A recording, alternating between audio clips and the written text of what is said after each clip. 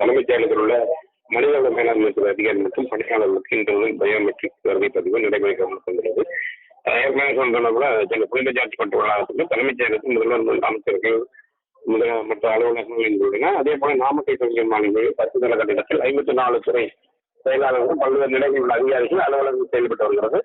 இந்த அளவுக்கு பல்வேறு மாவட்டங்களிலும் 5000க்கும் மேற்பட்டவர் பணியாற்றி வருகின்றனர். இவங்க காலைல 10 மணிக்கு சாயந்தரம் 5:30 போவாங்க. மணி நேரம் உணவு இடைவெளி 1/2 மணி நேரம். இந்நிலையில மனிதவள மேம்பாட்டுக்கு வருகை பதிவுக்காக பயோமெட்ரிக் மற்றும் முகம் கண்டறியும் தொழில்துறை என்று நிறுவப்பட்டுள்ளது.